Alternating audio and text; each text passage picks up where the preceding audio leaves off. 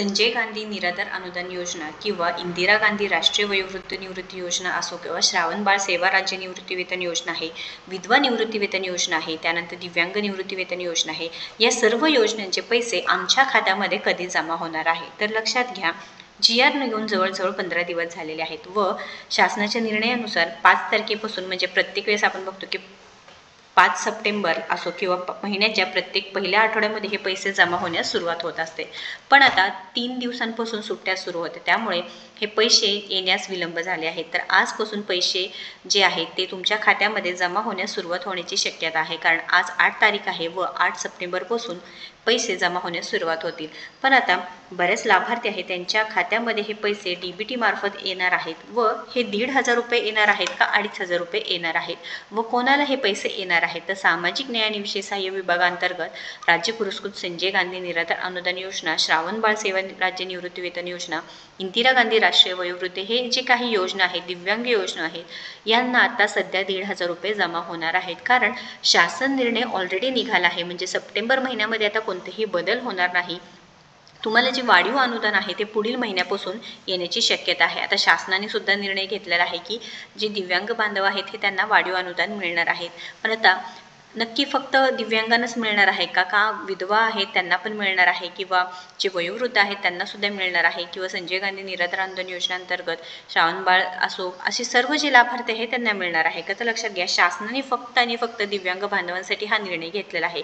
पण आपण शासनाला विनंती करूया की जे सर्व बांधव आहेत की सामाजिक न्याय आणि विशेष सहाय्य विभागांतर्गत जे योजना सुरू आहेत, संजय गांधी निराधार अनुदान असो, श्रावणबाळ योजना आहे, विधवा बहिणी आहेत, ह्यांना सुद्धा तेवढीच गरज आहे जेवढी दिव्यांग बांधवांना आहे।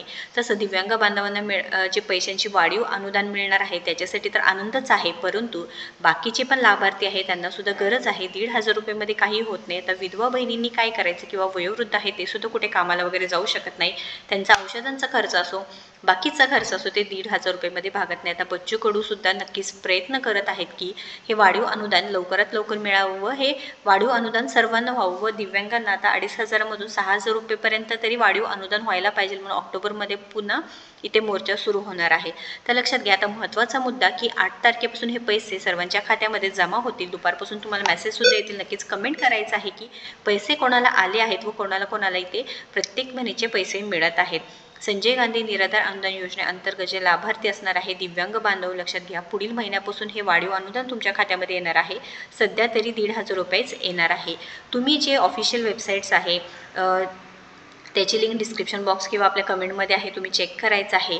त्याच्यामध्ये त्या जे लिंक्स आहेत तिथे सुद्धा तुम्ही चेक करू शकणार आहात की अपडेट्स येत असतात, जे ऑफिशियल वेबसाईट्स असतात त्याच्यावर सुद्धा तुम्ही विश्वास ठेवायचा आहे। आता ही वेबसाईट कोणती आहे की sas.mahit SAS DBT पोर्टल असे वेगवेगळे आहेत की जिथे काय होतं की त्या सर्व योजनांची माहिती इथे पूर्णपणे तुम्हाला मिळू शकते। आता तांत्रिक सहाय्यासाठी इथे मेल करा किंवा इंदिरा गांधी राष्ट्रीय वयोवृद्ध निवृत्ती योजना सगळे अपडेट्स त्याच्यावरती आलेले असतात। त्यामुळे जे social justice and special assistant department government of महाराष्ट्रासाठी जी वेबसाईट आहे तिथे सुद्धा भरपूर माहिती असते, तुम्ही चेक करायचं आहे।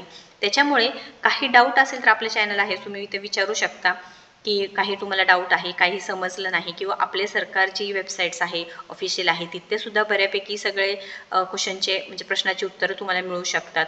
असे जे वेबसाईट आहे तिथे चेक करा। GRसाठी GRची जी ऑफिशियल वेबसाईट आहे gr.maharashtra.gov.in ही सुद्धा वेबसाईट्स आहे। तुम्हाला लिंक पाहिजे असेल तर नक्कीच कमेंट करा लिंकसाठी, आणि अशाच महत्त्वपूर्ण माहितीसाठी आपल्याला सबस्क्राईब करायला विसरू नका।